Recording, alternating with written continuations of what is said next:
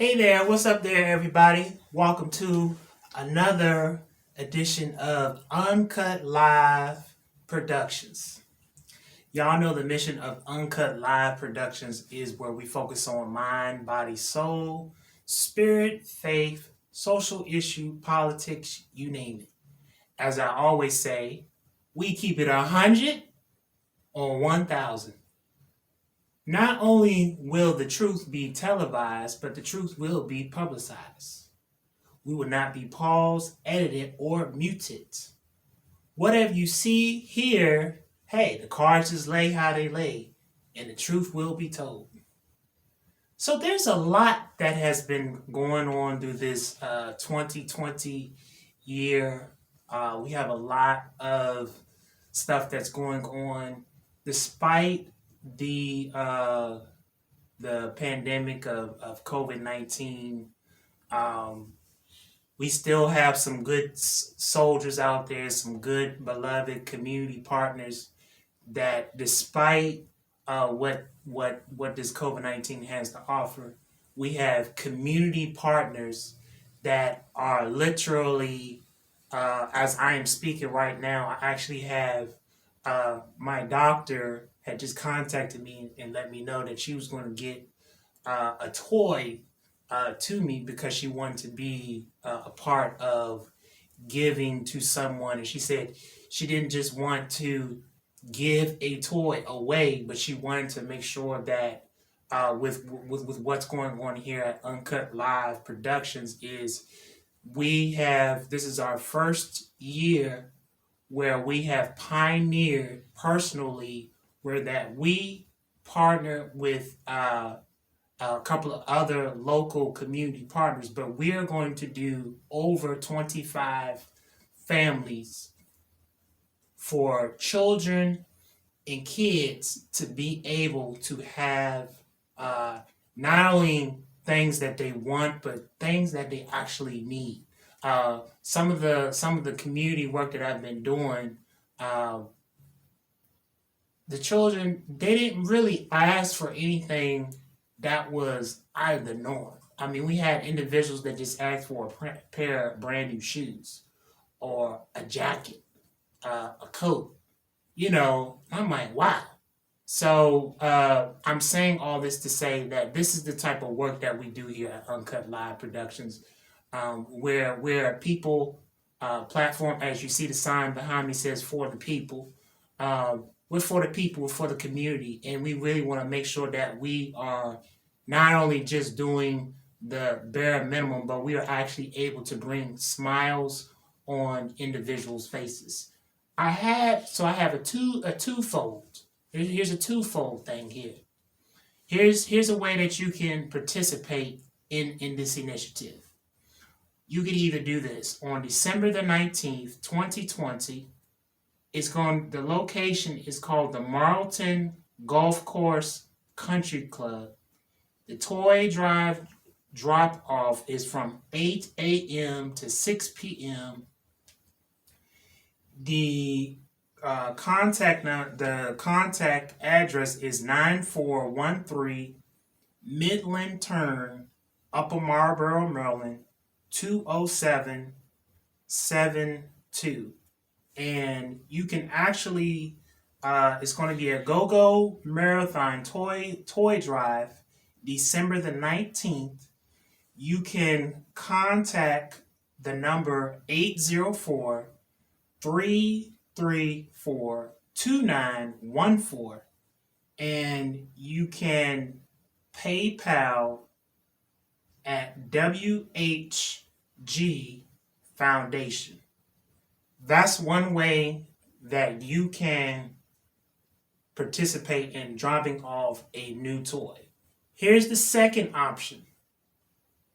Uncut Live Productions is trying to collect at least $100 by the end of today, and we are going to make sure that we can fulfill this need, because the need is definitely at large.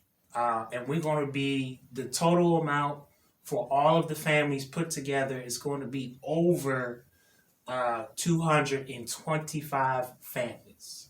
So if you could, if you want, here's a way that here's the plan B. The plan B, you can cash app. You could put in this phone number 202-805-2651. You put the $sign and you can put the phone number there, and I promise you without a shot of a doubt that you will be able to see and actually be making a difference. I know that many may not necessarily want to be out and about because of being COVID, but I'm telling you, you can cash out $1. Look, if I could just get 100 people and just cash out $1, guess what? We got the gold man right there, just that quick.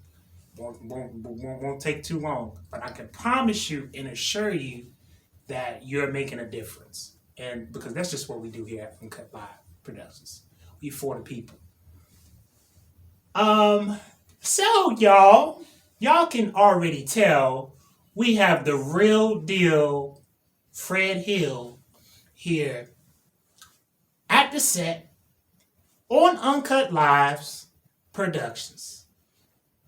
But in the midst of this week, or weeks I should say, there has been a lot that's been going on in the nation's capital. And y'all know how I do. I go in straight like that. I keep it 100 on 1,000. And I'm just trying to figure out, we've had the senseless shootings that's been going on. We had Carmelo, a tragedy. It's devastating. And I want to put this as a disclaimer, and I don't care if I take hits for this.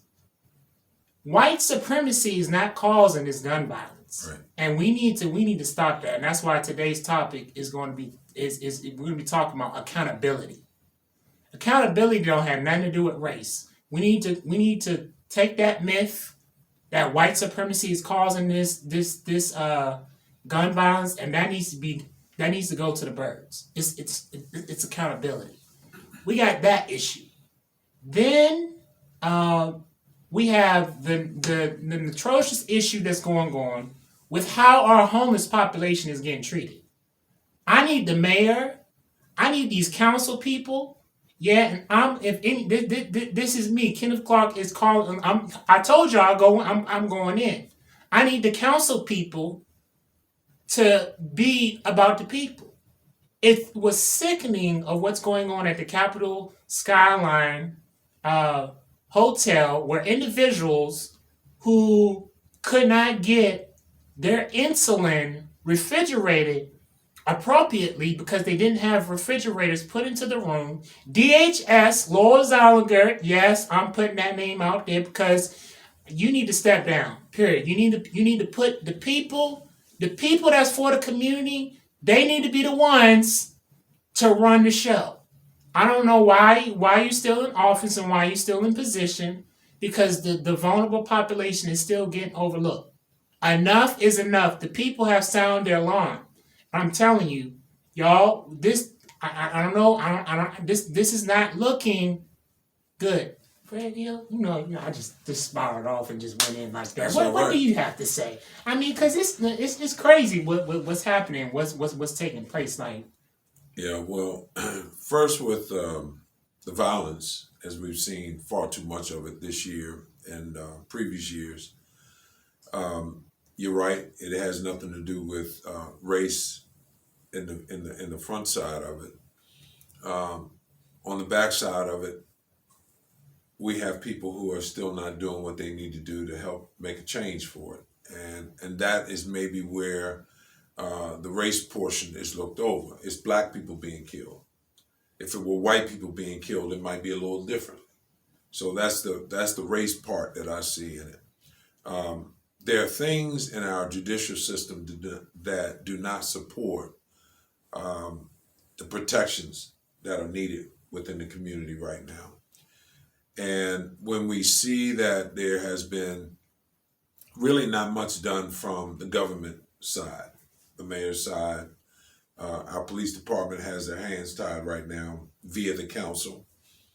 We don't really see action coming toward to Ward 8, for Ward 8 residents where all this is happening. And you don't really hear them speaking out about it. Right now we have a Councilman Charles Allen who's proposed, with the support of 9 or 8 other council people, proposed to shorten the sentences of some first and second degree felon murderers, first and second degree sexual assault perpetrators. But this was the same guy that in 2017 called for longer sentences for the same people. He's also the same person who called for defunding the police. So I think when you mix in a fish that's flopping out of the water like Charles Allen, and you get support from other council people, the painstaking reality that we're all going to face is that right now they're proposing that there's going to be roughly about 500 of these felons released over the next couple months, in a very short period of time. The problem I have with it is that, one, if you were sentenced, you finish your sentence. They're calling for reducing that sentence period. The second part is that majority of these people will be forced into Ward 8, and that's where I think that wards 1 through 5, or ward through 1 through 4, ought to receive the majority. And if you evenly spread people out throughout the city as opposed to pushing them to one area, but these council people are not receiving that very well. So they've got this push going right now that is a major slap in the face of every family of one of the gun victims. When you as a council person or a government official support this craziness. Now, I'm happy to say I haven't heard that the mayor is supporting it. I just would like to hear her speak up more about what she's going to do about it, as making sure that this is a more fair process, if for some reason they find a way to get this out. Now, this is also another opportunity where people in the city get to raise their concerns to their council person, to make sure that they understand that we are pushing that they go everywhere in the city. So if your council person is calling for them to be released, do understand you could have that person, that potential releasee, living next door to you, right down the street from you. There have been some disturbing statistics that were presented last week when we were down at the Capitol, down at the council building. And that was roughly about 76% of those released prior to their sentence time expiring. 76% committed a crime, same or worse, within the first 30 days of their release. And so for you to even consider this as a possibility when you have that kind of stats in front of you, it's crazy. Now, to the other side, people need to understand that there is still that caveat that says that the family must be in agreement with that release. Well, what happens when you don't have true communication? We've all seen where the communication levels fall, and the next thing you know, somebody's surprised that this person is back on the street again. So that's very disturbing. When it comes to our vulnerable population of homeless people, I couldn't believe what I saw myself, what took place with DHS and how they handled the very sensitive population of homeless families that we were introduced to. It blew me away that we would even have government officials hired into a position that don't even know what they're doing.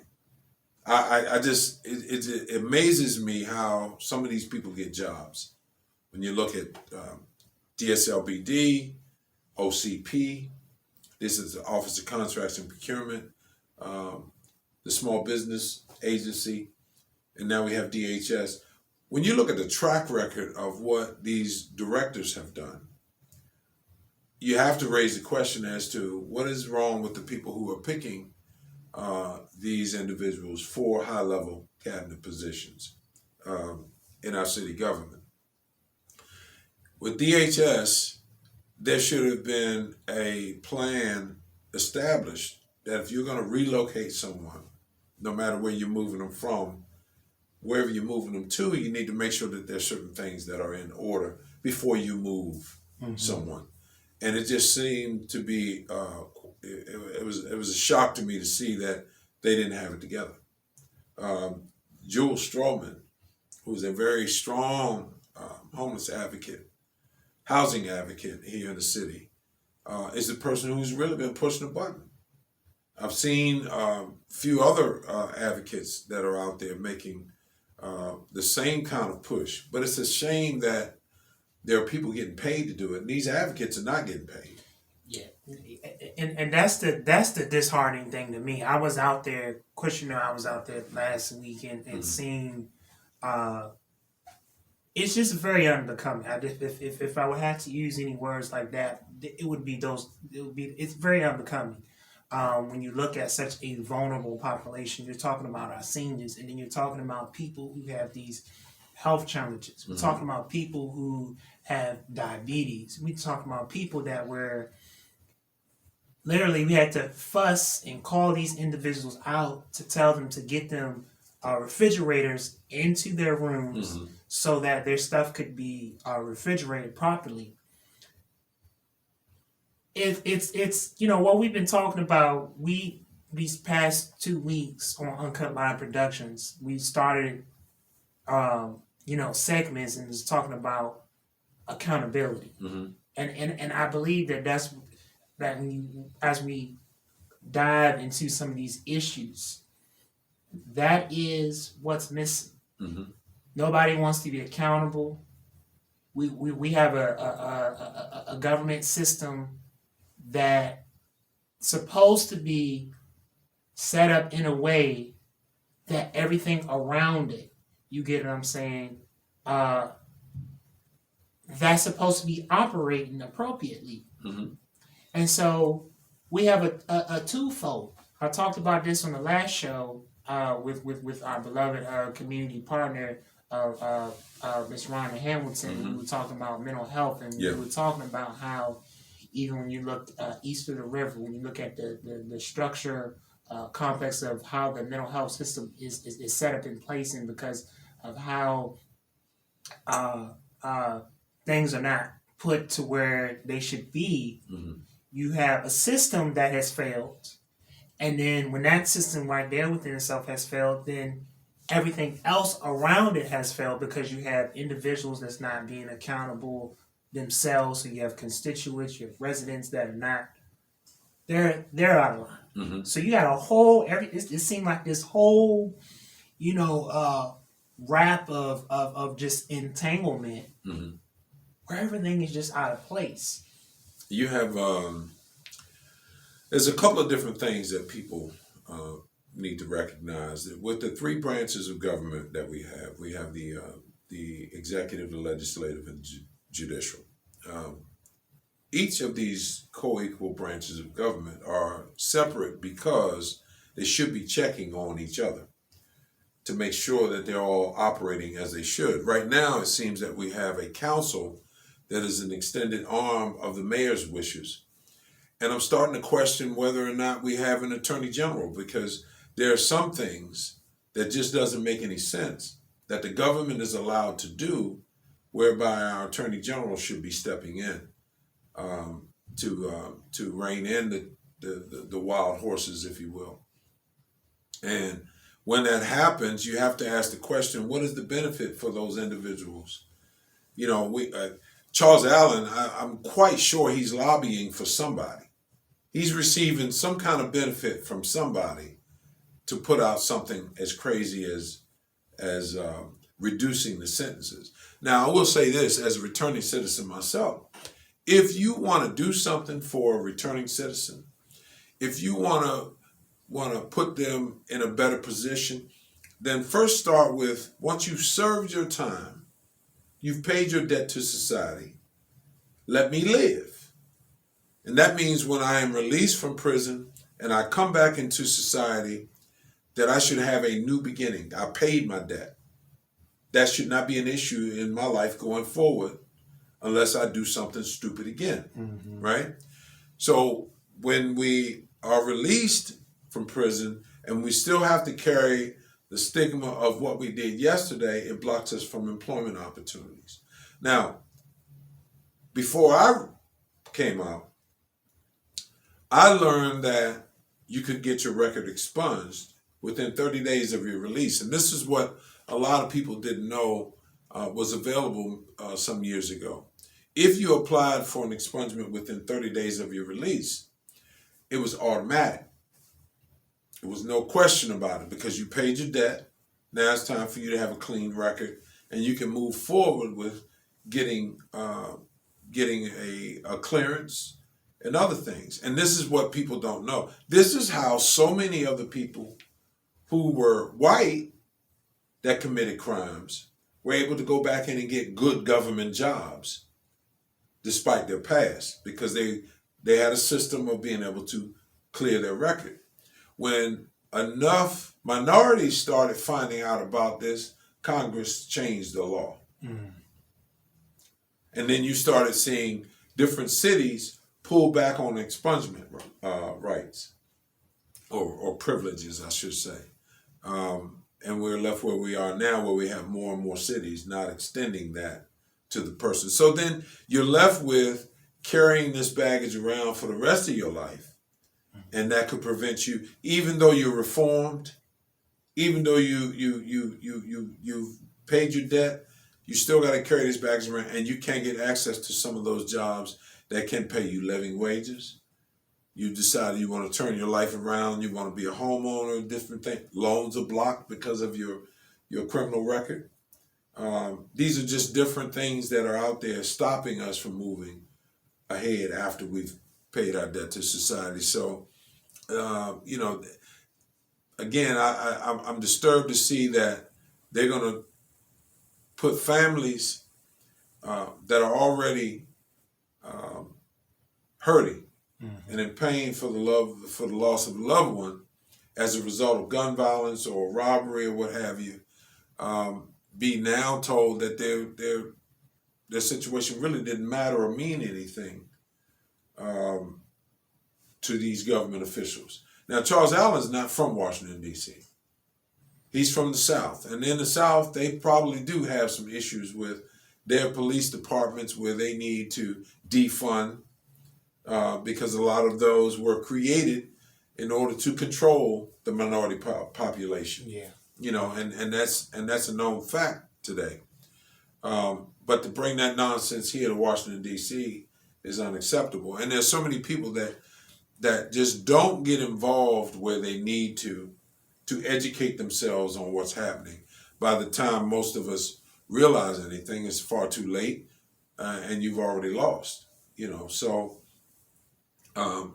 we have to continue to be the voices for those disenfranchised folk, and to make sure that the elected officials know that they're not just picking what they want to do. They have constituents that put them in place, and we can also get them out of place too. And that's, to me, that's the real deal when we talk about change, when we talk about the powers that be. We've got to realize that the power is in the people. Always. That's one thing that we promote on the FTP movement. Be the power. The power is in us. I ain't gonna hold you up too much longer, but there's something that I don't know if you had a chance. And no, I'm not picking on this gentleman, but I just thought it was very unbecoming. What I saw by the current councilman.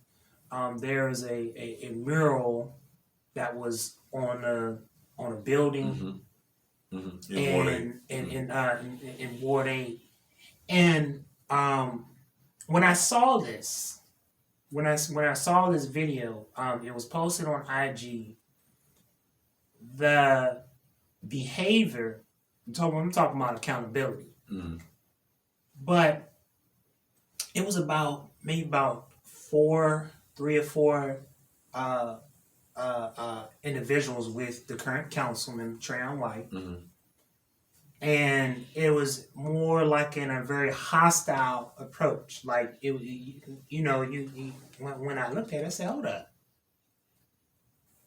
is the setup didn't look too well. It looked Mm-hmm. like very intimidating, very everybody standing around, everybody was just like going off because the owner of the store was like, yeah, I took Mm-hmm. the The mural down. the mural down. Mm-hmm. I just thought it was very unbecoming of that approach. It's like, this is not a good look. You're supposed to be a councilman.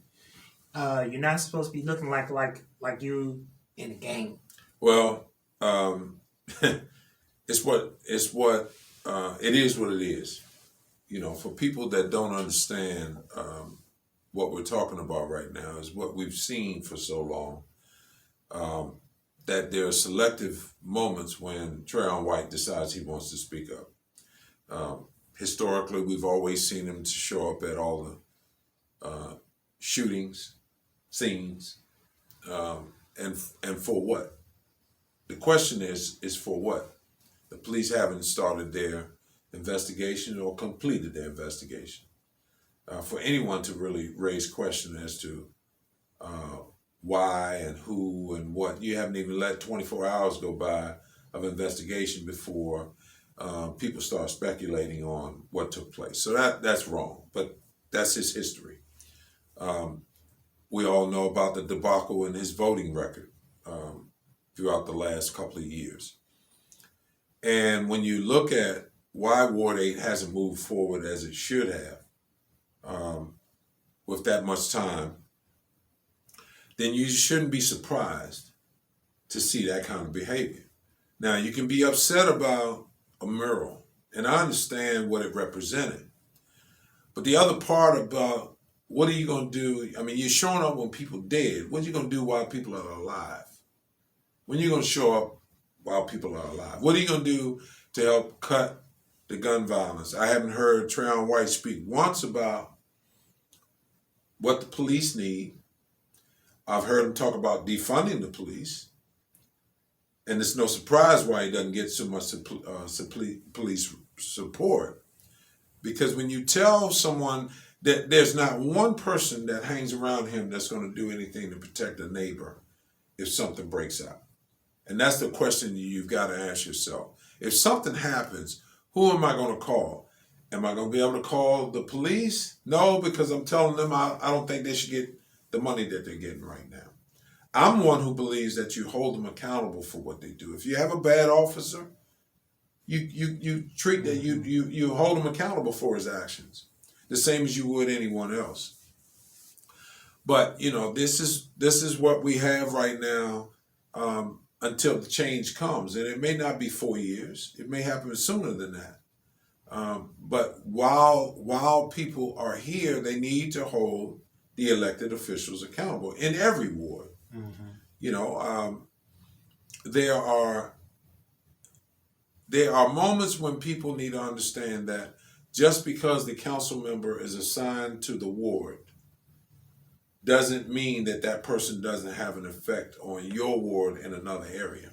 And what I mean by that is each time something is presented for a vote, it must have at least 7 in order for it to move to the next phase. Mm-hmm. Either shot down or approved. Mm-hmm. And that means that there are at least 7 that decide what's going to happen for the city, not their own ward. So if Charles Allen has support from 9 other council people, you need to look at those council people and those other that supported him and ask the question, where do they live? Would they be willing to have some of these people live beside them in their neighborhood? What's going on in their community that they would support that, but then push it away from being a halfway house or returning citizen home in their community. They want to push it to Ward 8. Now, Ward 8 is getting ready to go through a change that a lot of people are not going to be ready for. You know, it's a lot of people fighting gentrification, and quite honestly, I think it's a waste of your time. It is going to happen, okay? And with it happening, what are you fighting for? Are you fighting to keep low-income housing? Are you fighting to reduce crime? Are you fighting for educational uplifts? You know, what are you actually fighting for when you fight gentrification? I'm, for one, am glad to see that my property value came up because a few people moved in the neighborhood. It should have been like that a long time ago. But now, because of that, there lies another opportunity, another means to look at what the worth of real estate is in Ward 8 that a lot of people have been looking over or passing by. When you talk about the development that's going to take place in the ward, and it's a lot coming in Ward 7 and Ward 8. What are you doing to fight for the living wage job opportunities in your community for the people that live around you? Is life so good for you that you don't have to worry about anybody else, or you don't care about anybody else? You know, when we talk about the mental health needs, the investments of mental illness that is needed in the city, let alone Ward 8, are you a voice making sure that our council people, the mayor, are doing what they need to do with the budget to make sure that the services go out to the people that need it? And if you're one of those people who just sit around and watch it all the time, you can't be surprised or say anything when the change starts to happen, because change is either going to happen to you or for you. You decide. And I have a saying that I always say all the time is, we are the change that We need. we need. We're the change that we want to see. I did, because I've been making some noise tremendously. I think it's a tragedy. We talk about the vulnerable population in Ward 8, and then as someone that is a community organizer throughout the district, we have over 12 homeless encampments. You see a lot of the way that they, people just, they don't really care.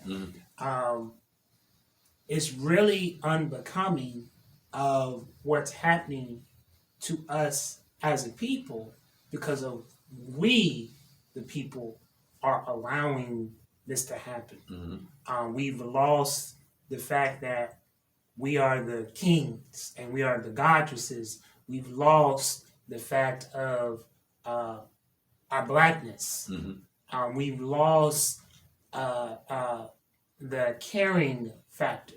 It's like, it seems like we have a have and have not society. Yeah. As long as, and I've seen this, especially with the homeless population, it seems like we don't really care about it until that issue is knocking on our door. Yeah. We've seen what has happened with some of the constituents in Ward 8, some individuals who are just now getting approved for their unemployment benefits, and they have been fighting for months because we've had this whole virtual thing where people are not answering the phone, and backed up email logs and stuff like that. We're really seeing stuff really hit the fan. Yep. And we have got to wake up as a people and really sound the alarm for change. Understand chambers and systems. I as much as I say I don't like politics, I've started to understand a little bit more of the need of understanding, of needing to understand the politics. I understand that the politics and the governments have been put into place to govern and to put things into proper perspective. But as I always say on Uncut Live and with the FTP movement, is this: the power is in us. Yep. And I believe that we have got to start tapping in to the DNA of who we really are. I really, really, and I know it sounds very cliche, but I think we need to really, really, really raise the heat. We're talking about DC. We're talking about Chocolate City. We, you know, we hit the streets for Mochella, and we had stuff blocked off, and we did all that. We made all this kind of noise, and we got some little legislation to affirm that go go was the music in DC. Mm-hmm. But let's get some legislation. I went off on a rant on my page a few days ago, and I was not showing it. I rant. Everybody and their mom was calling my phone. Take that down, Kenneth Clark. You calling out the community. You calling? Yes, I was going in. Mm-hmm. I just went straight in. That's what I do. Uncut Live Production. I went straight one. I just went straight in. 1,000 went straight in because it's like, hold up, we're talking about Black joy. Mm-hmm. You know what I'm saying? We're talking about Black joy, and we seen the clock, change with 2020, Mm-hmm. and it's like, we talk about Black power, and it's like we've got to go from saying to doing. We've got to go to the ways of caring. Mm-hmm. We've got to go back to being the neighbors. Well, my belief and my studies took me into realizing first where I came from, understanding where I came from, who I was, and who I am. And when I began to see that this was also under attack from the educational system, not to teach us about us. Mm-hmm. Some people don't want to hear about yesterday, but yesterday is where I found the energies and the drive to push to who I am today. Mm-hmm. When I learned that my roots started on my father's side from Burkina Faso, and my mom's side Equatorial Guinea in Africa, I was empowered because I knew I was from the base of 100%. I was not watered down. I was not mixed in. That's where my family started, from those two areas in Africa. But then to look at and get a chance to see some of my family from Africa to the U.S.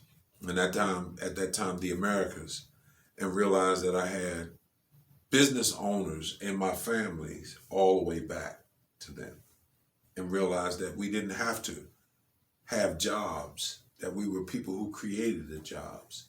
It empowered me to do the same thing and understand that I'm a lot stronger than people would have some to believe. When you look at the challenges that are ahead of us, and you look at the people who fought for us in the past, like Marcus Garvey and Malcolm X and Martin Luther King and others, these individuals knew that it was unfair what was taking place then. Mm-hmm. And it seems like right now we're doing everything we can to hand it right back to the people who were trying to enslave us. They just use a different method of it right now. But you have to empower yourself. You have to educate yourself on how to do things different. And that's one of the things that I see that's missing, is too much of a bag grabbing mentality from the leaders today. I'm gonna get mine, you just go get yours. Mm-hmm. It's not as much about helping the next person or your neighbor come up with you, and that's what my family was about. My family was about making sure that when you go to cross the finish line, you pulling somebody with you, as opposed to just leaving them where they are. Now, I'll tell a quick story that one of my mentors shared with me, and that was about the ship that used to always pull people in, help rescue people. And when he would see other small boats that were out there in the water stranded, he would always throw them a line and pull them in.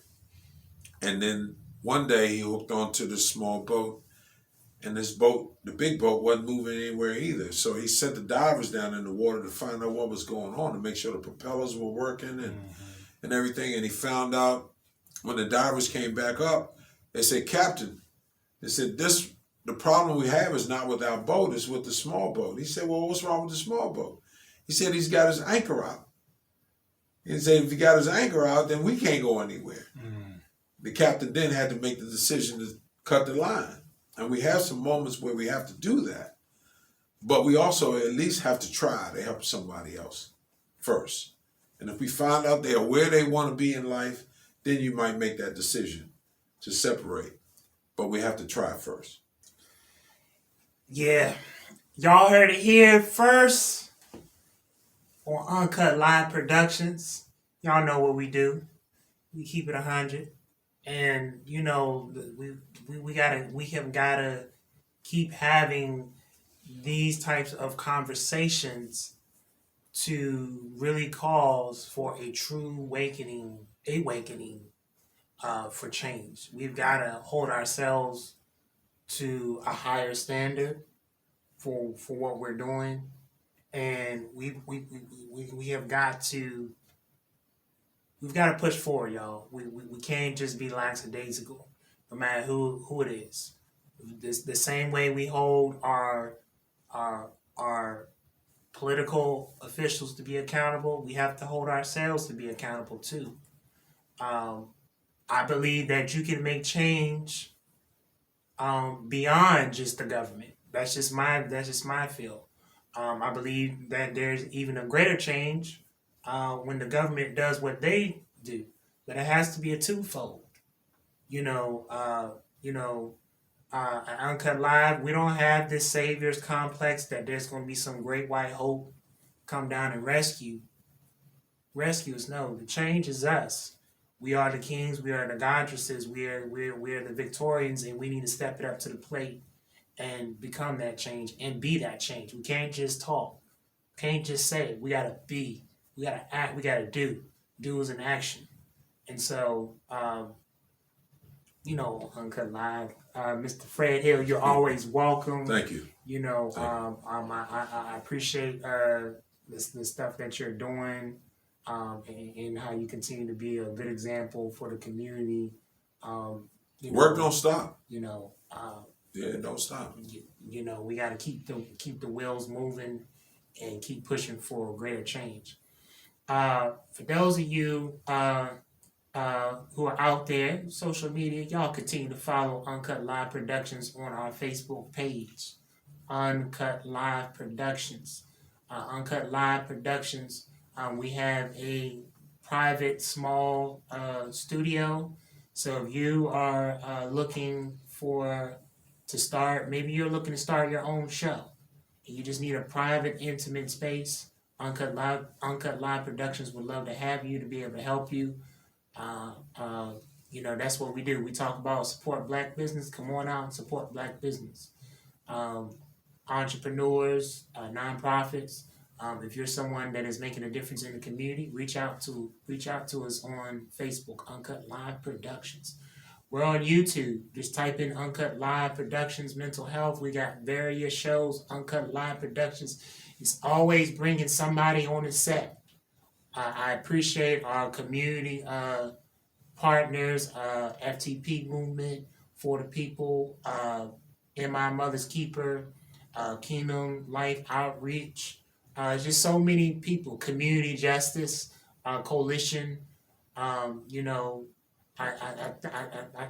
work don't stop. We got to keep hitting the pavement.